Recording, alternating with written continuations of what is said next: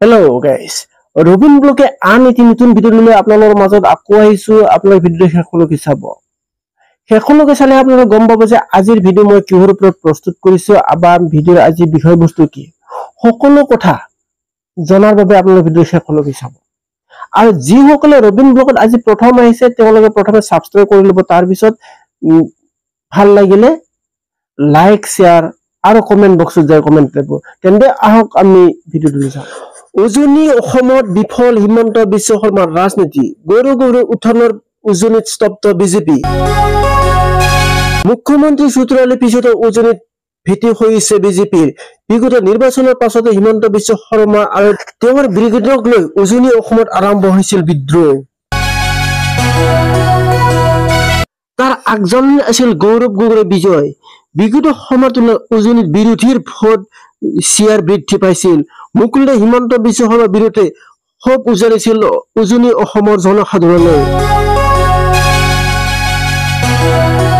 কেৱল সাধাৰণ ৰাইজে নহয়, বিজেপি ত্যাগ কৰিছিল উজনিৰ কেইবাগৰাকী জ্যেষ্ঠ নেতাও। এক প্ৰকাৰে উজনিৰ অসমক লৈ মূৰ কামৰণি সৃষ্টি কৰিছিল হিমন্ত বিশ্ব শৰ্মাৰ। কিন্তু তেনে সময়তে শিৱসাগৰত সৃষ্টি হৈছিল অসমীয়া অনাঅসমীয়া সংঘাত, আৰু তাতে চল চাই কঠীয়া পাৰিব বিচাৰিছিল হিমন্ত বিশ্ব শৰ্মাই। শিৱসাগৰত খিলঞ্জীয়া ৰাইজক প্ৰশংসা কৰাৰ পৰা উজনি অসমত নিজকে স্বঘোষিত ৰক্ষকলৈ ৰূপান্তৰিত কৰাক লৈ সকলো কৰিছিল মুখ্যমন্ত্ৰীয়ে।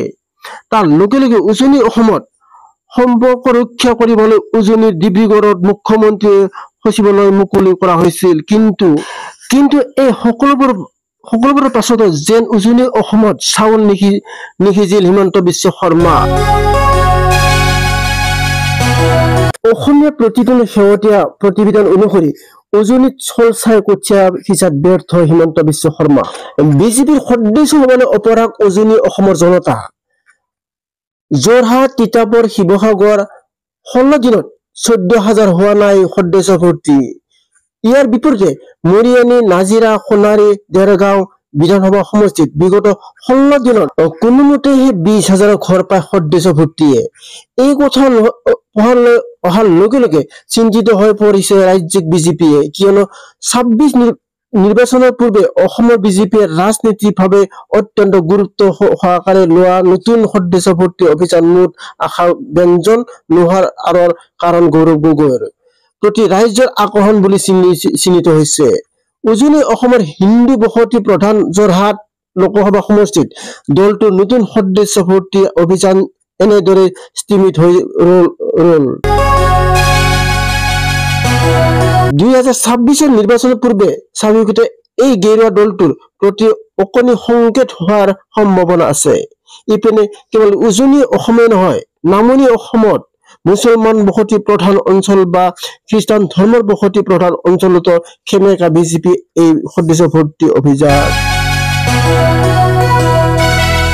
উল্লেখযোগ্য যে 10 কোটি সদস্য ভৰ্তিৰ লক্ষ্যৰে প্ৰধানমন্ত্ৰী নৰেন্দ্ৰ মোদীয়ে 2 ছেপ্টেম্বৰত আৰম্ভ কৰিছিল মিছ কল দি নতুন সদস্য ভৰ্তি অভিযান। 25 ছেপ্টেম্বৰত সামৰণি পৰিব বিজেপিৰ এই নতুন সদস্য ভৰ্তি অভিযান।